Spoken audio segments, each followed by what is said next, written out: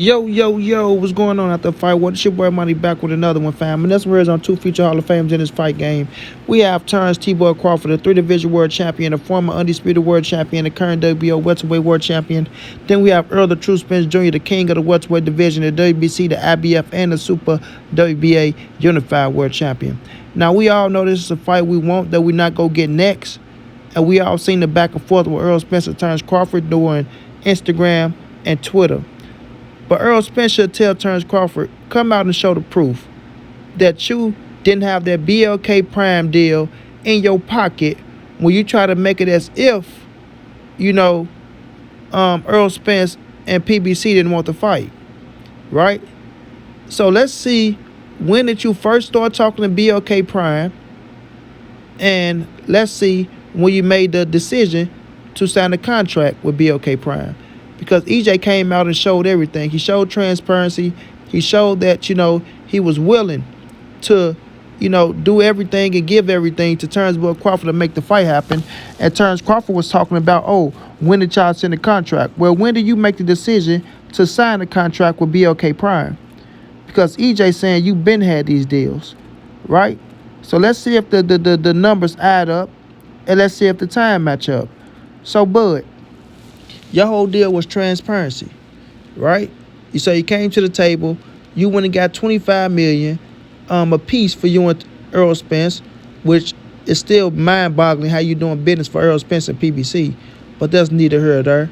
But now you said that, they sent you the contract late when they agreed to everything.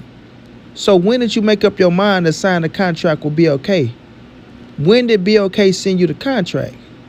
When did you start talking to BLK? You feel me? When did you start talking to BLK, bud? Was it in between negotiations when you should have been focusing on Errol Spence? But instead you was taking time out to go over to entertain BLK, right? So that means you was dragging along.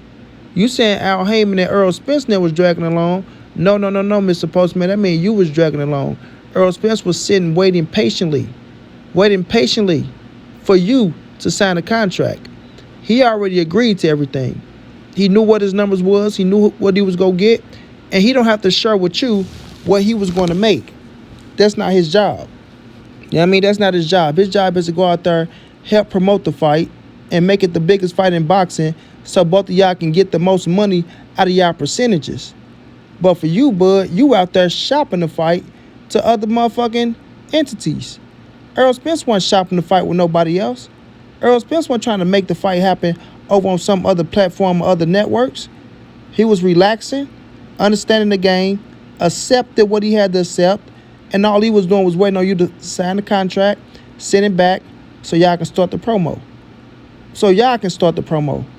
Errol Spence let it be known already. He let it be known that, it was going to be a big-time promotion going on. Y'all was going to go city to city, to get the most out of the people, the right way you're supposed to do it. But you weren't on board, bud. You was not on board. You had your mind made up, and you was pissed off, bro. You was really pissed off because they didn't go with your deal with that $25 million, and you wanted that $25 million up front.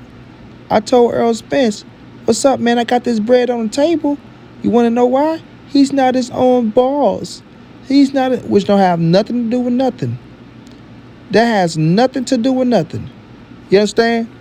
You sitting down doing business the right way and dealing with PBC is what you should have been doing. You know what I mean? So now we need to see when Terence Crawford decided to start talking to BLK Prime and when he decided to sign a contract. Because we know they sent you back the contract with all the transparencies that you wanted. Everything you asked for. You know what I'm saying? So you really had no excuses to really go out there and sign that BLK contract. You really didn't, bro. You just making up shit. Now, when you ran off for the 14 days, you still haven't gave us no clarity on that. Why did it take you 14 days, 2 whole weeks, and you still didn't say nothing to PBC? You understand? You still haven't said nothing to PBC. For you to say it wasn't about the money, you believe in your skill set.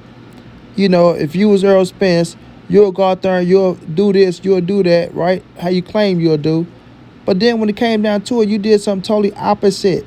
Something totally opposite, bro. So what we need to know is what went into you finalizing the deal with BOK. Because you just can't say it was the $10 million up front, bro. You can't just use that as an excuse. Because we know the money was going to be there for you on the back end.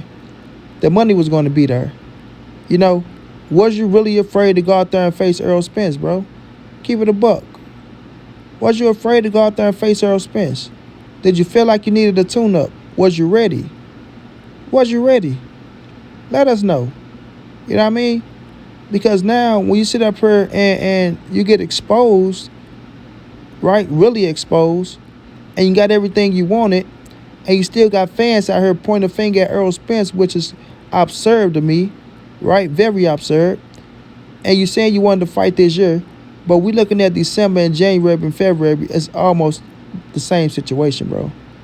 It really is almost the same situation, especially for the biggest fight in boxing, right? Especially for the biggest fight in boxing. I'm quite sure they could have bumped that date up to January. If it was February, they could have bumped it up to January. It looked like it was February the 4th, which was early February. But if you waiting, bro, this long, and if Errol Spence is waiting this long, both of y'all are on the same playing field, my boy.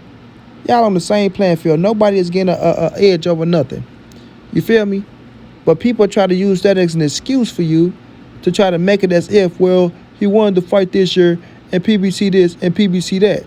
Well, why did you agree to everything, bud? Why did you agree, bro? You can't sit up here and use your mouth and say, yes, I agree and I'm going to do it. And we heard people saying, your lawyers saying they're going to take the deal and all this shit. But then you turn around and you run from the fight. You turn around and run from the fight. What you think people supposed to expect, bro? What you think people supposed to say? Oh, well, Terence Crawford, he wanted to fight, but, you know, he agreed, but, you know, he changed his mind at the last minute. Oh, that's cool. People should just change their mind at the last minute. People should just go and get people contracts and run off for 14 days and don't tell them people shit. And then when you come back, have another contract signed saying, well, I'm going to face a lesser opponent for lesser money. You're going to face a lesser opponent for lesser money because that's what you're doing. The only one agreed to no guarantee was Errol Spence. You screaming and crying about you getting no guarantee, but the only one that agreed to no guarantee is Errol Spence.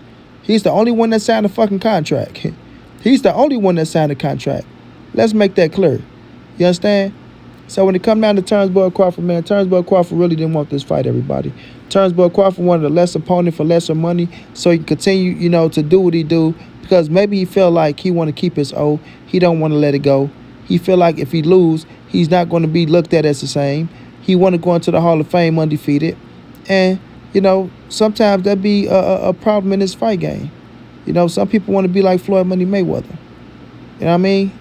But at the end of the day, we know Errol Spence did everything he had to do to make this fight happen. Everything he had to do.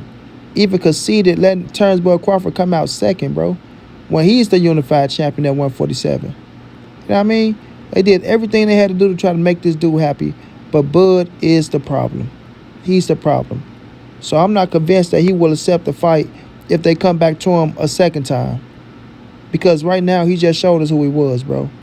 He showed us who he was at the end of the day. Shouts out to Errol and Al and Steven for trying to be on their job and make this fight happen.